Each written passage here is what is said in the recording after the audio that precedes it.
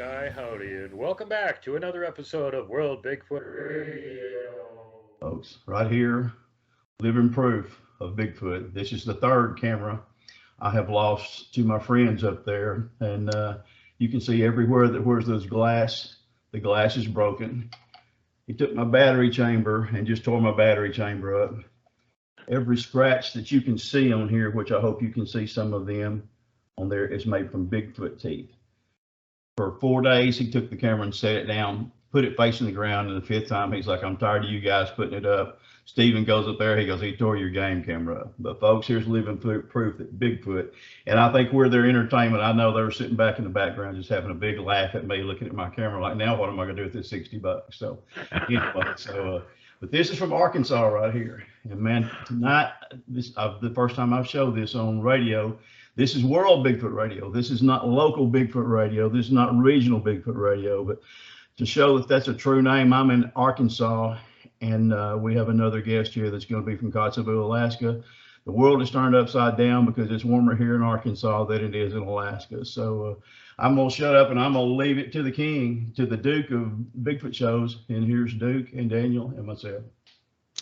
Yeah, as you kind of guessed by the weird intro here, we were kind of backstage talking about game cams getting ripped up by Bigfoot, and William just happens to have one right there. So I said, well, let's start out the show with you showing that your latest camera destroyed by Bigfoot. The latest camera destroyed by Bigfoot. I have one. I just talked to. I got a picture from one of my game cameras that sends a picture over the airwaves. And so whenever I went last week to go get it and my camera's gone, the last picture I get received is a troop of little juveniles. And so I sent it to someone and they goes, yep, you've got Bigfoot right there. It looks like they may be some kind of cross hybrid or something like that. But last time I went, as you know, when I bait them up, I generally try to bring Snickers bars. Well, this time I didn't bring any Snickers bars. So I think that's their idea of trick or treat. I didn't bring the treat, so I got the trick. So yeah, you got the trick. Well, let's introduce everybody to the other guy that's been patiently sitting here waiting, Daniel Becker, who's way on the other side of the continental North America, up there in Alaska, where it's nice and warm and sultry, warmer than it is down there where William is. How you doing, Daniel? Great. It's nice to be with you. Thank you for having me. Why don't you let everybody know about your background? How'd you get interested in the whole Bigfoot thing? So for me, like so many others, as a child, I saw the In Search Of episode with Leonard Nimoy. And once I saw that episode and topped off. Gotta love that guy. Yeah. I mean, I already knew they existed when he started doing that show, and I still man, I love him. Good work, Spock. You rock, dude. That's right. As a kid, I saw that show and got interested like so many others. And then my grandmother actually told me a story of a Bigfoot that she had seen in northern Kentucky, where she grew up, and she grew up way back in the hills. And when she told me that story, coupled with that episode, I was hooked. Right on. That's always interesting to find out how people got, involved in it to start with. I had an encounter when I was 10, but I didn't want nothing to do with it, and I wasn't sure what the hell I saw. And then I started running across other things. I had already seen the Patterson Gimlin film, which didn't look like what I saw. And then I saw movies like The Legend of Boggy Creek. I mean, what kid my age didn't see The Legend of Boggy Creek? Some weird kid. But, and a lot of those other movies that were coming out at the time and stuff, the old Ivan Marks movies and all that kind of stuff. So that all got me kind of interested in it. And then 77, I had another one right up on my yard. I almost walked into him in the dark. And then I went, well, not going in the woods isn't working. I guess I got to find out more about these things. That's kind of how mine was, man. When the first time I saw one, I was not a believer. And then as soon as I became a knower, my whole world changed. And I thought, man, this was 1977. I thought there's no way in the world I'll ever have another Bigfoot encounter. And sure enough, 1985, I actually see my second one while I'm up on a boat ramp down at Mercer Bayou, which is right there off of Sulphur River here. Again, I've told you folks, and this is true, Sulphur River is a whole catalyst to our, I think, our Bigfoot research down here, because when you look at it, you'll realize why. Again, it's a throwback. My dad's buddy, who was a safari guide in Africa, he told my dad, he said, if they told me they saw anything on the banks of Sulphur River from tigers to Tarzan, he said, I would believe it. And coming from him, man, that right there, that was enough of a testimony right there for me to know that when he had, the things he had seen, that it's one of the strangest areas there is, but it's just strangely beautiful. It's like you're going back in time, like time stood still. And I haven't ever seen dinosaurs, but like I said, I've seen quite a few Bigfoot down there, and that works for me, man. Yeah, they sure like the scenic spots. If there's any way they could nab those, they've got them right away. They live in all the scenic spots. It's fair warning for the people out there that don't do Bigfooting. All those really beautiful spots that people don't usually go to, Bigfoot are there.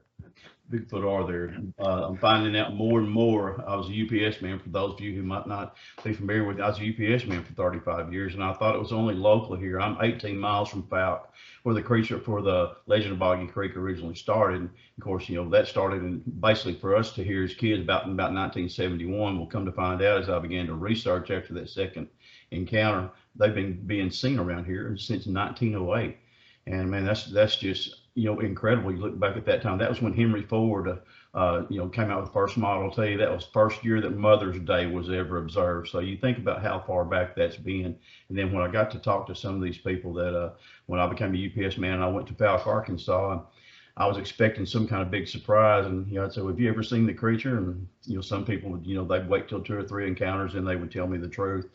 And then some of them would just say right off, man, it's not a big thing because we accept that as a way of life down here. So, and that's kind of what it's getting to be around here. Bigfoot is everywhere right now. It's they're more and more. I think their numbers, I know for sure their numbers are increasing because we're seeing more and more juveniles. The last picture I got, as I said, off this game camera before it was the one that was tossed there, the one that sends the pictures over the airwaves to my cell phone. And like I said, it's a troop of juveniles. It looks almost like a daycare. And so as many as there are in there, the ones we've seen, the moms tend to have about like a healthy doe. It seems like around here they tend to have twins.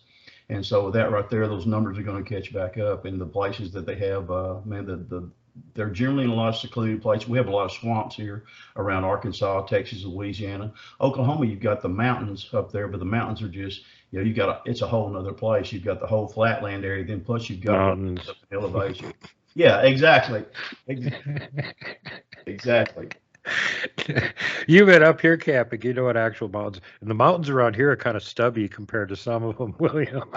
And the ones that we have around here are about like a mosquito bite, compared to what I had there in Montana. But yeah, neither one of us can brag. Where Daniel is at is where the real mountains are. The tallest mountain on the continent is in Alaska. Yep. And at McKinley, isn't that right, McKinley? Vince Watts that had my Denali. Oh, okay. Yeah, Denali. Yeah, okay. Yeah.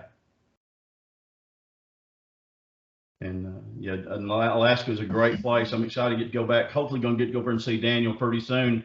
He couldn't get me up there. So, man, he bit the bullet twice and came down here as we became friends there. And then I shared some information with him, and man, he bit the bullet twice.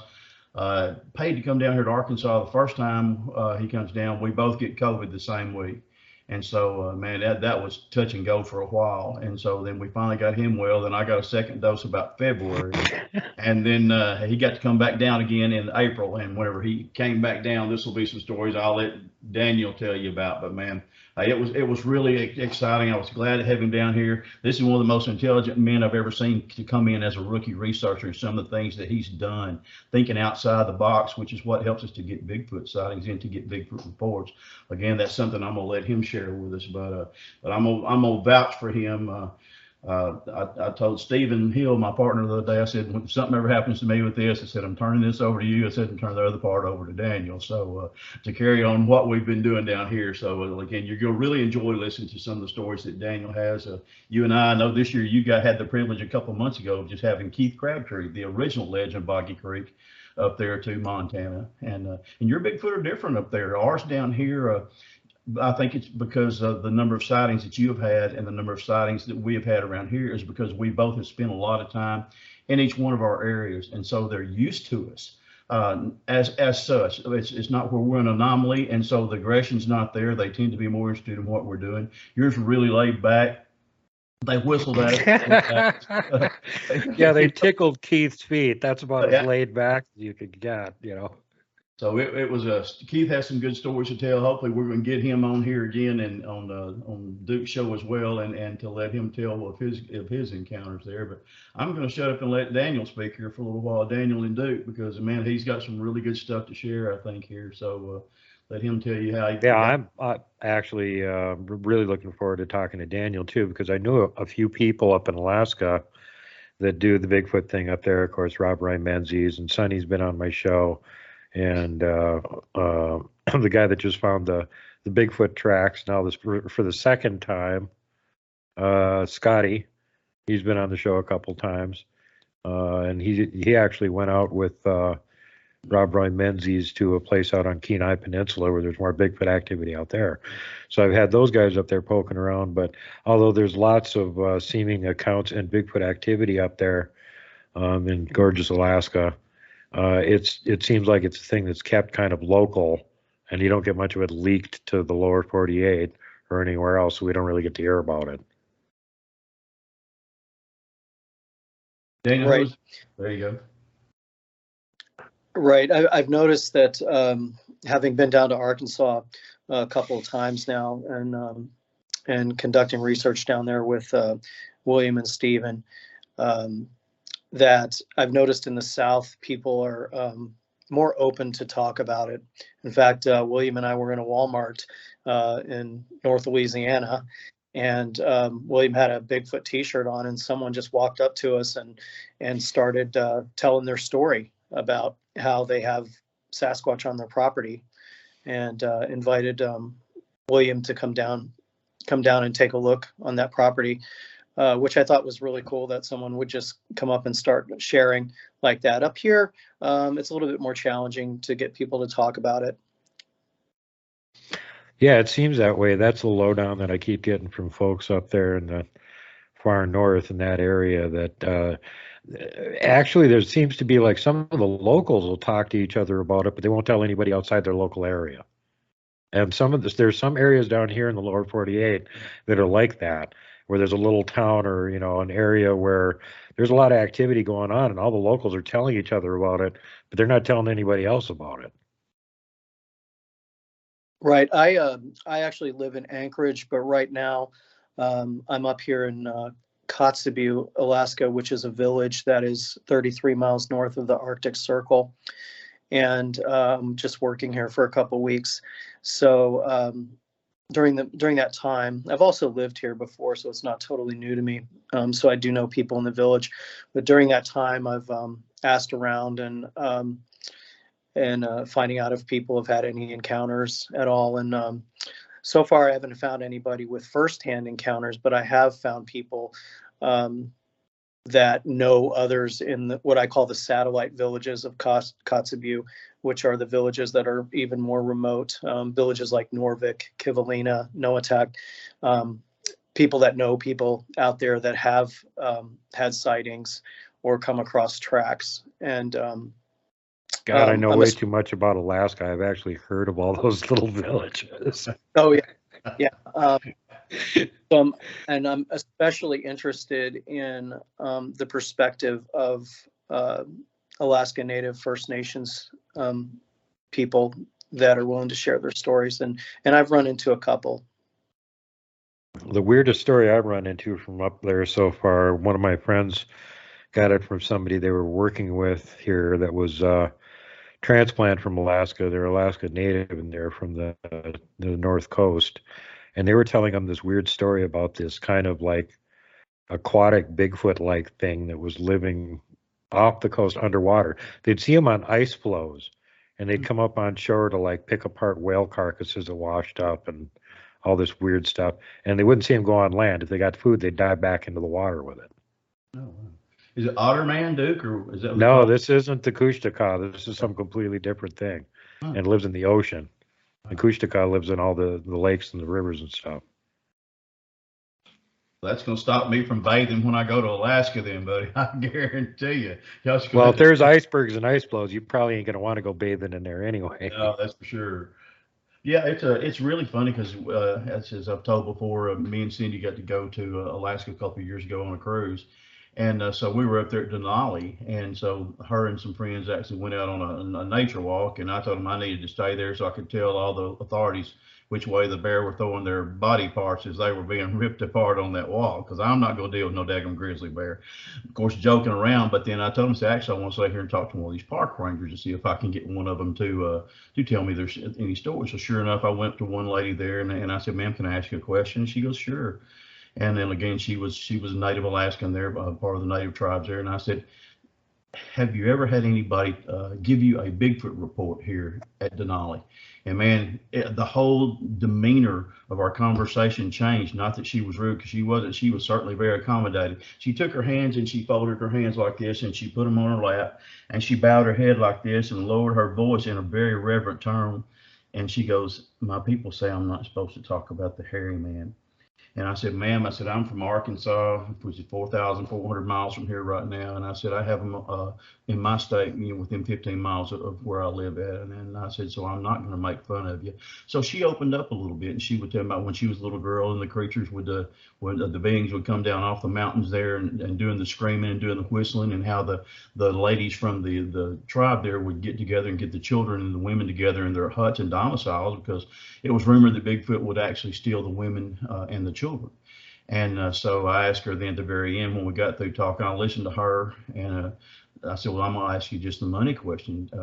You've seen Bigfoot then? It's not just, and she goes, she did again, she did her hands, and she bent down, and she goes, I don't just believe because of what my mother and my grandmother told me. So again, there's a very much a reverence that goes with the natives up there. Well, I think maybe one reason they don't share it as much, whereas down here, a lot of times we're classified as idiots or hillbillies or something else like that, even though the amount of sightings around here has really increased. But up there, they tend to view it with more reverence in a spiritual, not a religious, but a spiritual type deal. And I think that's one reason that they don't talk about it, as much up there, because it's part of their heritage. As far back as they can go, there's been somebody there that they've heard from their tribal elders or people in their family. So I found that really, really interesting, as opposed to, there's people calling me down here in Arkansas, calling me a monkey chaser, and all the stuff, which I wear that as a badge of courage, buddy, just like I do redneck. Get up my lawn, you damn monkey chaser. Exactly. So, and I always tell them, okay, when that thing's chasing you through the woods, you're going to wish you remember what Will said whenever he's doing that, because then you're going to be in some serious trouble. But it is, though, I really enjoyed Alaska. And if you've never been, like I said, Denali, they call it, the last great wilderness, and it is, it's just amazing what you have. But again, like I said, we have something here it's not mountains. We got foothills here, but what we have in Sulphur River, like I said, the woods in there, there's places that truly Indians may not have seen. So anyway, I just want to throw that in there about the way they have the reverence for the creature, because here in the States, not too many people have that kind of reverence. Now, our Native American tribes do. I have some friends that are Native American, and man, they'll tell you right quick, oh man, they've been, ever since I was a kid and my grandpa was a kid, the stories that they have of the South down here. The tribes that had good relations with them have reverence for them. Right. The ones that didn't have good relations with them have fear for them, and they treat them the same way as they do pretty much any other type of cryptid creature. And I found this to be true with all the tribes that I've been able to talk to about it. There are certain times of the year they won't talk about certain cryptids, and there's certain cryptids they'll never say their proper name of. They have a nickname for them, and when you talk about them, it draws the cryptid's attention to you. So they don't want to talk about them at all, ever. And some certain times of the year, you're going to get killed if you talk about them, is kind of what their belief are amongst certain tribes. Here in Alaska, in my socialization and investigation and asking people questions, they often mention little people as well while they're talking about Bigfoot, and especially up near Barrow and the farther north regions. So that's one of the things that's come up in my conversations about Bigfoot with people in the state. I've heard that quite a bit, the urchin rack, and I think they got a couple other names for them up there locally, depending on which group of tribe that you're in. But it sounds like there's little person sightings all over Alaska. They're just, it sounds to me like almost as common as any kind of a Bigfoot sighting or anything else. Again, speaking World Bigfoot Radio, I've been to Hawaii twice, and Hawaii has the Menehune, and so I got to talk with some of the native Hawaiians there about the Menehune. That's something that they believe as well. Most every one of your natives there in Hawaii, of your locals there, believe in the Menehune, which is actually just the little people. And so I didn't get to go out on research, but I got to talk to several people, and it opened my eyes to the fact that, hey, there's things around here. Just because I haven't experienced it doesn't mean that they're not true or that they're not real. Well, one thing that I find interesting is the parallels between, widely separated areas and some of the mythology. Like you have the basket woman over here to the west of me on the Pacific Northwest, and her husband, who's the not quite so dangerous one. But the basket woman, she's got a basket, and if you're a bad little kid, she throw you in the basket, haul your butt away, and eat you for dinner. And they have the exact same legend up in Alaska, the Amata, the ogress cannibal of the tundra, that's got a big basket that she carries around on her back, and she grabs bad little kids that stray too far from the village, throws them in the basket, hauls them away, and eats them. Well, it's kind of bizarre that those two places both have the same legend, just different names for it. That's the case. Right. I never made 5 years old, man, as far as that goes. As far as the bad little kids, I might have made 6, but after that, I was a goner. Yeah, the basket woman would have got you. The other thing that's interesting is the legends of different mythological creatures seem to be all over the place. They've just got a different name for the same thing. The Inuit have a name for trolls. They have names for little people. All these different things. They've got names for them. Giants. They got names for them. Yeah, there are approximately 20 Alaska Native languages, and a great many of them have their own terminologies for these creatures and cryptids. Yeah. Yeah, that's very interesting. And if you look at the description, you're going like, oh, well, they're just describing a troll. This is just what they call a troll, or so, this is a little person. Okay, that's what they call it something else in our area. And we've got the little people in my area too around here. They're called the Mirgar Narumbi. They're little terrors about 18 inches tall, with shark-like teeth, super strength, super speed, work in groups, use poison weapons and traps. Yeah, don't tick them off. So, as William mentioned, I've been down to Arkansas a couple of times now, and basically, William and Stephen Hill have were kind enough to start mentoring me out in the field in the study. And as he mentioned, the Sulphur River earlier, having now been there and been in that area and been to the area they call Ground Zero, which is their main research area, I can tell you that I have now termed that whole area the Amazon of Arkansas. I've been in the jungle in Brazil before, and I remember how thick that jungle is. Well, going down there near that Sulphur River area and into Ground Zero, it reminded me of the jungle in Brazil with its thickness. You could literally walk in there 5 feet and be vanished and just gone. And I was quite surprised at just how much activity there was in that area. I'd heard the stories before. Obviously, I'd heard Williams' testimonies and Stevens, but to get down there and to actually be out in the field and to actually be able to experience it and hear the sounds and find the tracks and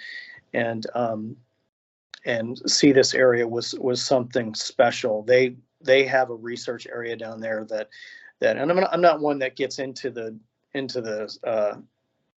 psychic realm of this study. I mean, there are people that obviously are into that, and that's fine. But I will tell you that this area is charged. I mean, you go in there and you just know there's something different about this area.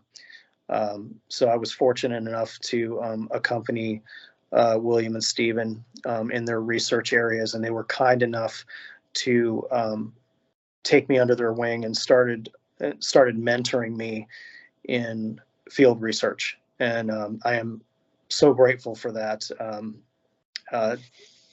How we all got connected, I should probably back up and tell you how we all got connected.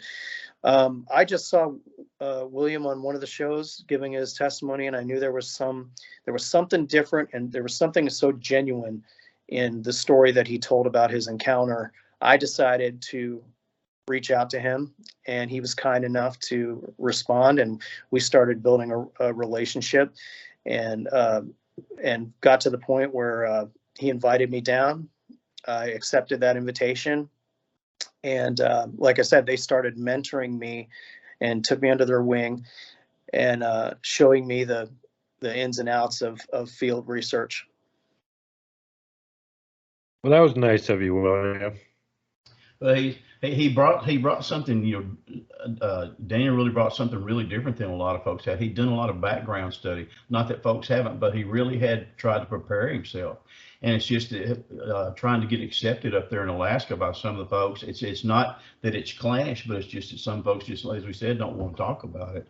And so when we started talking about it, Daniel, we always joked, he goes, man, he said, because you talk so fast, he basically said, well, nobody can lie that fast, which is, it was just, but you call me Jimmy Hart, of Arkansas, the mouth of the South, but you're the fastest mouth in the South. You're not the mouth of the South.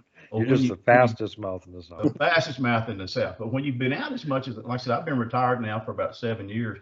Man, I get to go to the woods about 5 days a week. And if I'm not in the woods and I'm driving the roads and looking around, man, the things that you learn by being out in the woods, you can't.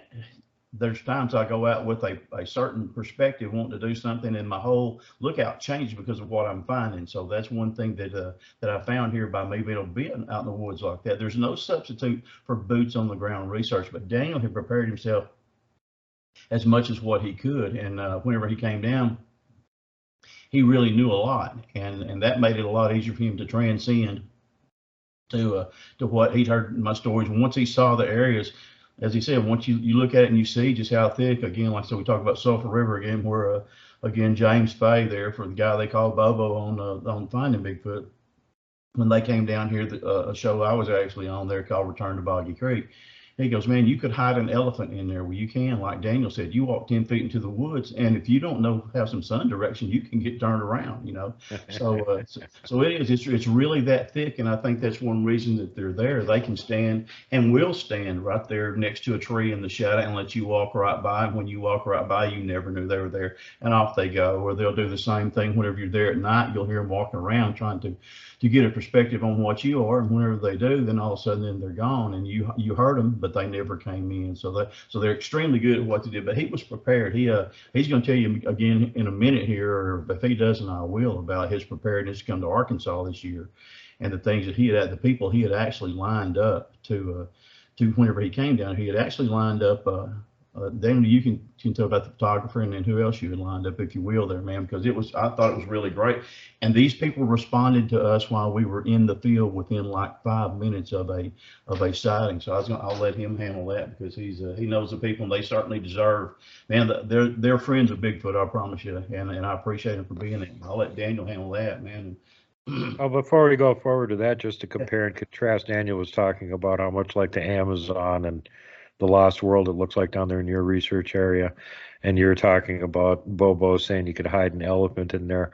When I had Brent Thomas from Paranormal Portal showed up to do a research expedition with us at the top of this mountain in the Gemstone Range where the ghost town of Coloma is, and he took a look off the top of the mountain and he went, you could hide Godzilla down there and nobody would know it. And you've been up here, Will. It's not that the wilderness, the woods is so thick. the timber is so tall, you feel like a little ant when you're walking around in it. You are like the thing that is tiny and out of place in this gigantic woods. It's very disconcerting. Well, this is going to sound crazy, but I actually had a man call me one night and he goes, "You're the guy that does Bigfoot, right?" And I said, "Yeah." And he said, "Man, what's the deal here with all these cows?" And I said, "Well, I'm not aware of what you're talking about." He goes, "Man," he said, "I've got something out here like one of those prehistoric birds that is coming down and trying to get my calves and my goats out of the field." And I said, "Really?" He goes, "Yeah." And he said, "I'm going to tell you what I did. Last night, my wife and I had some hay bales. So they had the hay bale rolls, great old big rolls of hay. They put them out there, and they had a 30-06, and they had a shotgun and had some floodlights. And something was coming along and trying to catch his calves by the back and the goats and trying to fly off with them. So when he hears the of the wings, he turns on the floodlights, and he says there's actually a pterodactyl or a pterodon type animal trying to get his animals. So he shoots, and where he does the thing, he hits the thing, it squawks, it flies down again, tries the same thing, he shoots again, and it flies off. But anyway, he had some cows that were actually, some cows and goats actually killed. But the next day, another lady called me from a little town of Hooks, Texas, home of Billy Sims, Heisman Trophy winner. That's 15 miles from here to my west there. And she goes, "You're the guy that does Bigfoot, right?" And I said, "Yes, ma'am." She goes, "What do you know about these birds?" And I said, "I don't know what you're talking about." Truly, this is, coincidentally, and she didn't even know about the other man. And she said, "Because there's a trailer in front of me that has a bunch of dead calves and goats." And she said, "It looks like their backs have been torn out." So I called one of the leading researchers here. And like I said, I'm not saying, it's just how strange this area is, whether they can live or whether they've survived or whatever. But they brought that to my attention, and I directed it to somebody else. You know who's researching that? Jason McLean, the guy that works with Texas Rock Park. He's actually doing flying cryptids. That's his main. Pterodactyls, yeah, that's his wheelhouse. Right. He wants pterodactyl sightings. I had actually called a guy named Ken Gerhard. You see Ken sometimes on some of these shows, but Ken really does some pretty good research sometime. And so I talked to him. He said, "Well, I've actually around that area had heard of that about 10 years before." And so, like I said, this little town of Hooks, Texas, just 15 miles from Texarkana. But another thing, it's right there. Hooks is located just 5 miles off of Red River. Of course, we know what the Red River is besides the Mississippi. And, that's the king of all rivers around here. There's more drownings and deaths around the Red River than anywhere is around here in America. So again, these things, these wilderness that we have that we tend to dismiss, that these creatures can't be there. No, when you get stories like that right there, and two people who don't know each other, two different ethnic groups, and they're both coming up with the same story, man, I'm just being blown away. Like, oh my gosh, So anyway, there's no telling what's up there in Denali with Daniel, man. That's a beautiful area, but when you look at it and you see, he had an encounter, I think one day this week with a polar bear or a grizzly, and then have one running across the runway where he works up there at the Anchorage Airport. Man, when I start seeing grizzlies, buddy, next time you see me, he's not going to be on World Bigfoot Radio. It's going to be at Walmart being a greeter, because I'm going to be doing that or selling pencils or Girl Scout cookies, because it's just that when you get approached with a story that's that strange, you have to know, and you see the sincerity of these people. They've got the same amount of adrenaline and in their voice when they're talking, just like I do whenever I talk about my Bigfoot research and encounters. Oh yeah, good old Alaska is so gigantic, and there's so much wilderness in it. It hasn't even got 1 million for a population. You could split it in half and have 2 states bigger than Texas. Exactly. How many mountain ranges? How many mountain ranges do you have up there? Oh goodness, several. Several. Well, come on, we got 52 here in Montana. You got to have a lot of mountain ranges. Yeah. A lot of people are very surprised just to learn how big the state of Alaska actually is, especially when they superimpose it over a map of the United States. Texas people get a little upset, but yeah, in fact, Alaska is equal to everything from the Rocky Mountains west. Right. Is how big Alaska is. And in Texas, so you can drive 13 hours and start at one border there of Texas and drive 13 hours, and you're still in Texas. That's how big Texas is. Now you can imagine what Alaska is to be that big and be bigger than what Texas is. Texas has, I think, 600 million acres of forest. Man, think about how, not just 600, but 600 million. And for Alaska to have more than that, they probably got that much on the Kenai Peninsula there. So again, it's just really when you that's your key right there to those creatures being able to live and live this long without being, accosted or wiped out or anything else like that. Well, they got attitude up there in Alaska too. I keep hearing about that all the time. And they got no fluffy, friendly ones like we got over here in Montana. Of course, if you listen to Todd Standing, all the ones here in Montana are deadly because they chase him out. They don't like him. He's. We have a different outlook on some of the things that I've heard him talk about. I know the ones here in Arkansas, if his don't do what he said that they do up there, they do here in Arkansas. They do live in barns. They do want to have interactions with people. So again, they're a totally different creature, and it just could be by the local. Like I said, I don't criticize other researchers publicly, but we have a difference of opinion on that right there, and I can prove it. I could call 3 people right now and tell you they've had Bigfoot in their barn within the last 3 years. So again, they're just a little bit different than what they are up there. Again, yours, like I said, yours tend to be, they know you, and that's one reason you get a lot of the sightings. Ours know me and Steven. That's one reason I think we get a lot of the sightings. And but again, they're just totally totally different creatures like that. They can be fluffy and laid back. I mean, they can be your worst nightmare. Things that you hear. As far as them not living in buildings. Eric was just on this last weekend here, which will be 2 weekends by the time you guys see this.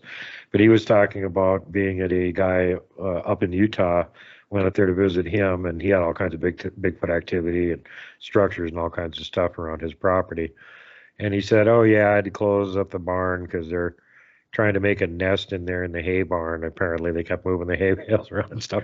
So he took a walk through there while he was there, and he found tracks in the hay barn where they had gone through there. Eric is of course.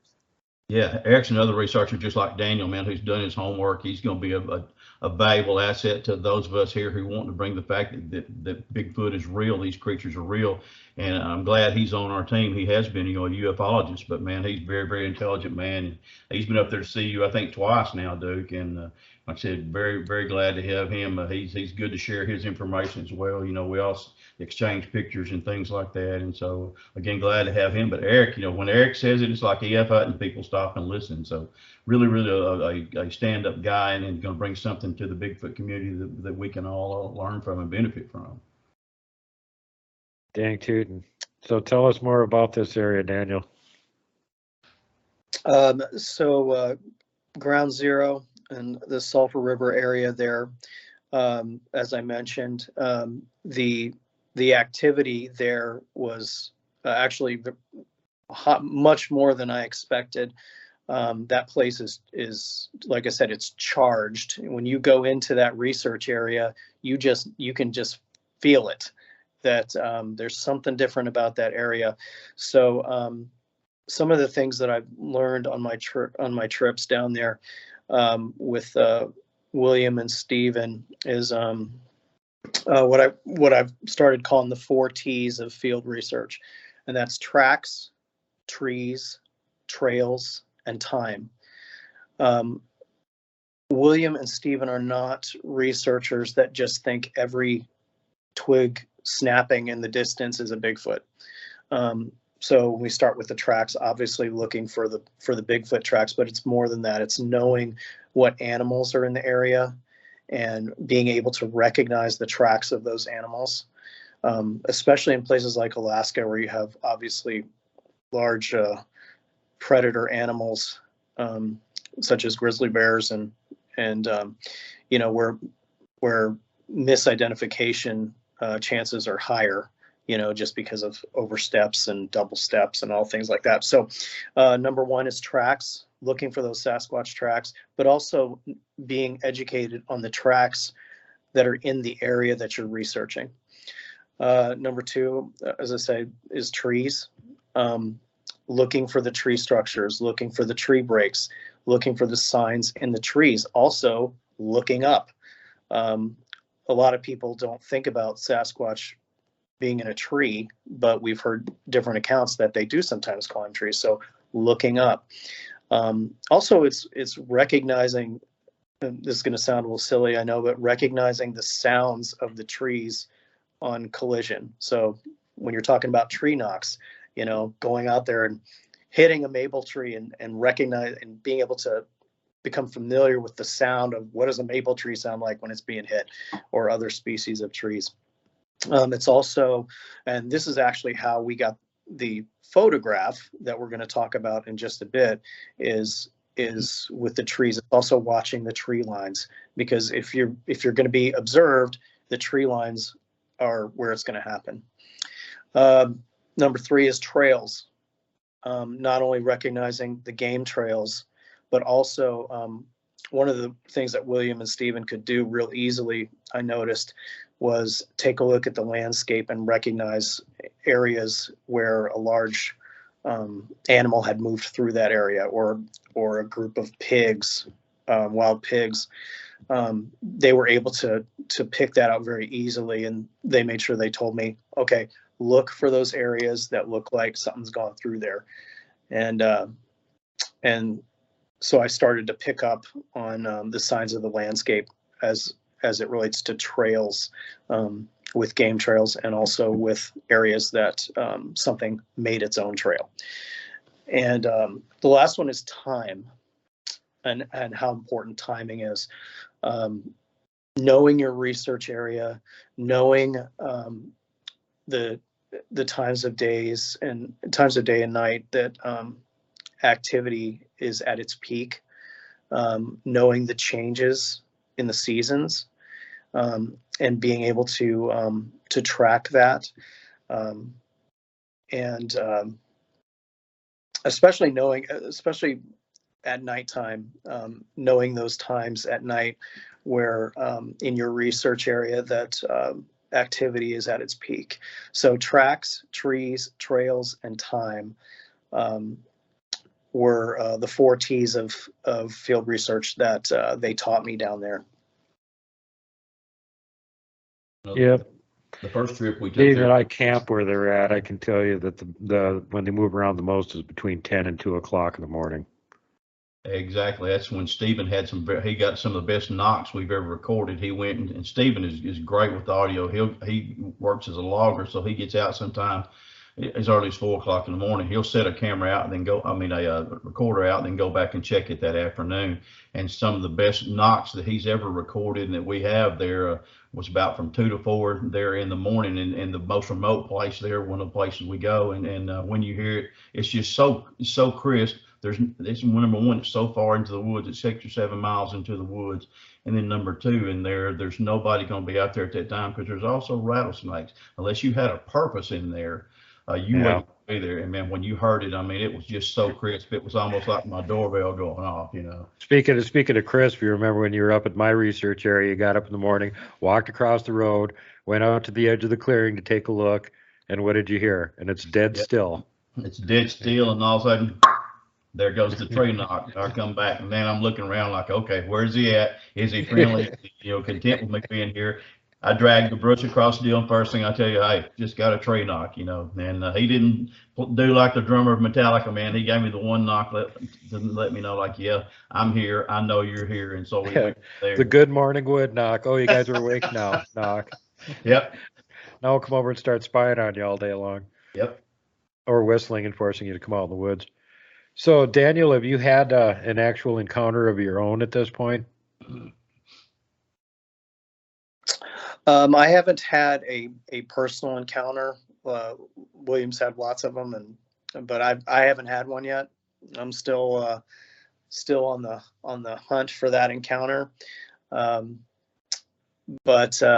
being down there, I've heard them, but I just haven't caught visual yet.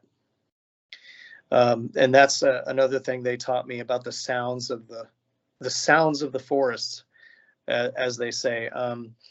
I can remember our first night out. I had forgotten just how loud the forest is at night. I'd forgotten about that, having lived in Alaska for so long.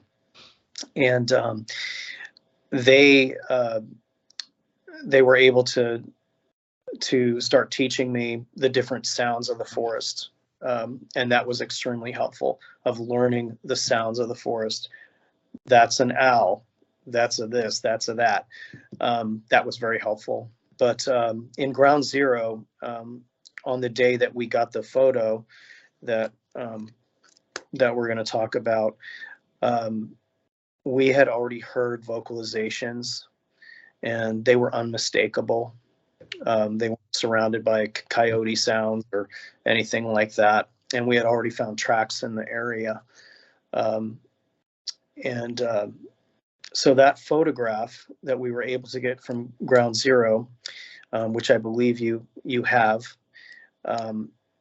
that photograph was taken based on the second T of field research, which was trees. And we figured that if we're being observed, it's going to be happening on the tree line. So as we were starting to go back to the logging road that was there, I just stopped and I just started taking random photographs of that tree line in the area that we were at. And it wasn't until we got back up to the logging road and started examining the photographs, the random photographs that we had taken, that we noticed one particular photograph. As we zoomed in, it appears to be the face and head of a Sasquatch watching us from the tree line. So when we zoomed in and noticed this in the photo, the first thing we did was we sent that photo to a photographer in Anchorage. Her name is Amanda Roth, and she is the lead photographer and editor at a place called Ace 49 Photography. And so we sent that photograph to her almost immediately, so that she could start applying filters and examining the photograph further, which she was kind enough to do for us. And so that was almost immediately where we could get that photo to a professional and have them start looking at it and scrutinizing it and examining it. And also, the next person that we sent the photograph to was author and commentator L.A. Marzulli, who was kind enough to respond to us very quickly. And, he took a look at the photo and gave us a positive review on that.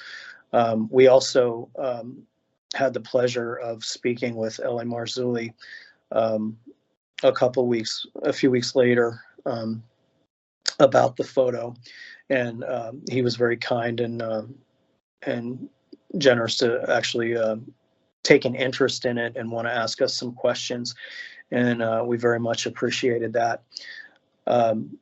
So being able to get the photograph in real time up to Anchorage and have a professional photographer look at it was very helpful. And I should probably add another T to the field research, and that's technology. Technology, be it audio, be it visual, take advantage of it. And so, like I said, the photographer. I'll tell you what, not to cut in, Daniel, but I tell you what, having a visual sighting or an encounter or something where you can tell people about, that's pretty cool. And if you've got somebody with you as a witness, that's even better. But having actual picture, as far as I'm concerned, that beats everything other than video. This is one. So that all adds to the testable evidence. You can actually look at these videos and pictures and stuff, and you can pretty much ferret out if it's a hoax or if there's actually, if it's just a blob in the woods or if there's something really there. We got it.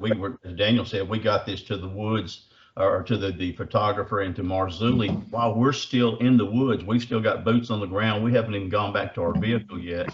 And the way we were able to do it was, number one, the Bigfoot this year have been really forthcoming in our area, and it could be because of the amount of time we spent there, but they're actually coming to the edge of the woods and actually standing kind of outside the wood line there. They're still hidden, but they're right there to where you can see them if you're studying. And so they're actually sitting there staring at us. And then too, like he said, we were hearing the noises in there as we were walking down. So, Daniel he had a better camera than I did on his phone. I carried I had the snakes, and so I carried the shotgun for the snakes, and I also had some stuff for my cameras and stuff. And so I said, hey man, just take you some grid pictures, like he said. So he started taking pictures here, and here, where we had heard the sounds earlier. And coincidentally, at a place where my wife had photographed a mama and two babies there. And based on that research that we had and the things that we knew was happening there, Daniel was able to get this picture, and it's one of the best pictures I've ever seen. I mean, it truly. I went back. He had to go back. He got to stay a week, and I think he had to go back about the 15th of April. But I was able to go back down there and actually take a meter stick. And where this Bigfoot is in this tree is 10.5 foot. He's 10.5 foot tall. And when you look at the face, you can see it. And this one of the things that this photographer that we had there, she was able to put it through one of the filters, and it looks like it actually draws a laser line around the body of where this being is standing. And man, it's one of the most incredible pictures I've ever seen. I don't know if you've looked at them yet or not, but it's very impressive. And when Marzulli, he gave us his blessing. He said, I'm 100% convinced that this is real. Well, he's a pretty sharp guy. I don't know how many Bigfoot he's ever seen, but like I said, when you're looking at something you've never seen before, and it stands out like that thing does, there's actually a hand right in the middle of this thing's chest when you look at this picture. So there's evidently another maybe hanging onto its back or something like that. But again, it's one of the best pictures I have ever seen. And as you know, I've got a bunch of pictures on my phone, but it's for him to come out like that. And it was all preparedness, man, and to have the photographer ready. He didn't even tell me he had a photographer there. He's basically on call, so to speak. But man, we were getting reviews there within 5 minutes while we're still there in the woods. And man, that just added to the credibility of what was going on. So man, it was to me, it was really impressive for something that he had done something. And I think outside the box, but I had never thought to do something like that. So he really taught me something right there. Well, I'll tell you what, I'm a big advocate of think outside the box, but also try and like you're saying, take grid pictures. Yep. There's a tree line. They might be looking at us. Take pictures. Take video. When we were up in Coloma this spring, we decided to walk from our camp down the hill because there was a game trail that went from there down to where the road was that we discovered. And went, okay, we haven't walked that. We'll walk down there. We know where that comes out on the road. And then right across this little valley from there's the hillside that's got all the tree structures on it. So we'll walk right up from there to the crest of the ridge and go through all the destroyed old ghost buildings on our way back to camp and make a loop. And he filmed some of it walking on it when we got from the top of the ridge line going back through the ghost buildings. He was filming that. From camp over there, I filmed everything, the whole walk. And a lot of it's just throwaway garbage video. You're walking down a trail, who cares, blah, blah, blah.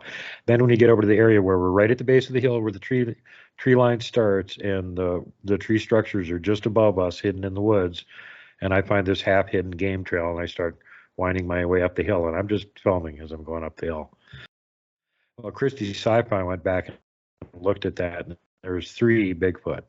They were right there next to us, watching us go up that hill. We didn't even notice them.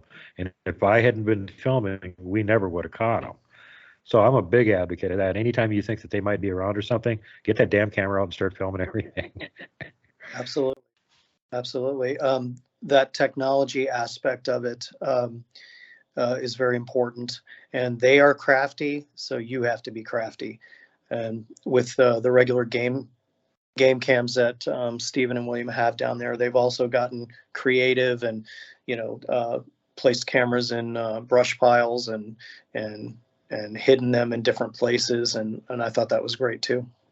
Yeah, put an obvious camera out and then put a hidden camera watching the obvious camera for when they come and rip it off the tree and throw it away.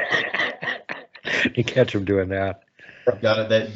That camera that I showed at the first of our deal here, man, like I said, we had a spy camera on it. And so with this camera being torn up, I had a spy camera taking this. And so I've actually got a picture of another 10-footer that's helping to tear up this camera, standing there about 15 foot on the other side of the berm line there. And then there's 4 other, the small, and we call them devil monkeys. They may be a possible species of Bigfoot, but they're about 5 to 6 feet tall. There's 4 others in the brush, and they're so insignificant compared to this big one here that you hardly even notice them. You have to look, but they're staying from this creature. They're staying they're staying probably 5 to 10 feet away just to be sure that they don't get too close in case he turns some of that rant towards them. So it's really funny of the story that's not being told here, why these other beings are staying so far away from where this big 10.5 footer is. So there's a lot more to the story, you know, that we're trying to figure out. Why do they run together, but why do they still have that, keep that buffer line so far between the two there? So there is something about Ground Zero that I will say that I didn't like, and that's the snakes. Could have done without the snakes. Yeah, we ain't got no snakes here, just grizzlies, mountain lions, and timber wolves. That's it. Yeah. I had to actually walk directly behind William in several areas there due to the snake issue. So he was kind of clearing the path and making sure that no copperheads or timber rattlers or anything else was going to, you know, take a shot at my shins. But I also saw where their gifting area is and the different trail cam areas that they have. And again, that whole place, that the thickness of the trees, and, you know, anything could be back there, anything. And too, the timing, like Daniel mentioned there, man, right now it's October, I don't know, like 17th, 18th, 19th, something like that. Man, this is a prime month for getting out there and doing Sasquatch, Bigfoot research. They're very aggressive, not aggressive, but they're very active right now. And so from here until November, December, when all your deer hunters are down here, man, well, they're like nature's cleanup guys of the forest, man. So many guys out there that get buck fever, they shoot, they wound a deer, they wound some other kind of animal. Well, man, that's just, you know, Bigfoot goes through and cleans those up as far as that goes. And then we started out there about the end of February, and February, March, and April tend to be the active months. And of course, there's only just a few months between now and then. So that's one reason I'm just really excited right now, because this next week, once I get through with deer season down here, then I'm gonna get to do some Bigfoot research. And man, like I said, we went last week there, a friend of mine and I.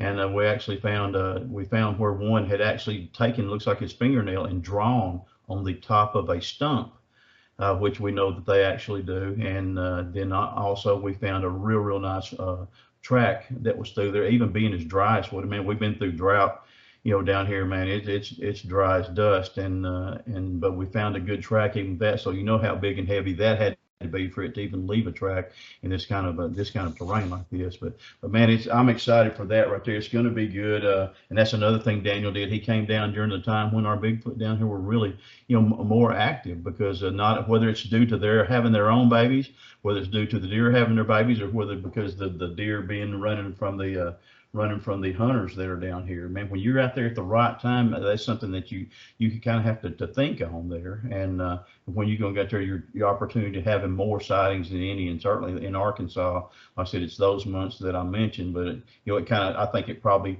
maybe goes a little bit later the farther north that you get as it warms up, but it may not. I haven't got to research that far up there yet, but you know, Alaska, they say they have the sightings, you know, all year long, even with the tracks to the snow and things like that. I have some friends down here that actually had some tracks to the snow. 2 years ago, we had that big giant snowstorm in Valentine's Day, and they've actually got 2 sets of Bigfoot tracks walking across their property, man. Right there, walking across the county road. Coincidentally, where I was a UPS man, I had actually seen a Bigfoot walk right here across this road and onto their trail, and they went there. We didn't even know each other at the time, and at the same place, and they've got the Bigfoot tracks, 2 sets of tracks going right through there. So again, like I said, time of year, there's one of my things that I find, and it's the same time next year. They're going to do about the same time. So I had lost my notebook, so I'm having to keep another notebook, but hopefully I'll learn again things that I might have forgotten. Keeping a notebook of things that have happened to you, because our memory's faulty. You know, your day may be different, or maybe if your time, like if it's a different weather change or something to make them where they're more aggressive, or something that could have been a key or a catalyst to all your sightings. So again, that's something I had to remind myself of. I'm doing a new not scrapbook there, but a new notebook there to keep records of the things that I've learned. And so that's something too that would be a good tip. Hey, yeah. I got one for you, William. If you don't bring them Snicker bars, it makes them aggressive. Well, you know, that's again, like I was telling Robin today, Robin McRae there. I had sent a picture of all this. It's a whole troop of juveniles of that camera there. The last picture that I got there. It's a final picture. Yeah, and I didn't leave any Snickers bars for them. And so the next thing I know, I go up there to find my camera, and my camera's gone. I told her, I said, well, I said, it's trick or treat, and kids are going to be kids, you know. So I didn't treat them, so they tricked me. So they've got my camera somewhere. Maybe I'll get it ransomed back from that. But it is. I made them up with Snickers bars. They enjoy the candy bars like that, like we all do, man. I mean, you know, they're sometimes they're big kids at heart. We're their entertainment, the things they'll do to amuse themselves and amuse us. It would you would think we were lying if it wasn't being reported by so many other people besides us. So make sure that you're kind to everyone. Safety first, last, and always. Pay it forward. Don't be mean to people if you don't have to be. Don't flip off the mountain giant. Don't poke Dogman with a stick. Don't punt the puck, would you? And for God's sake, whatever you do not hug the Wookiee.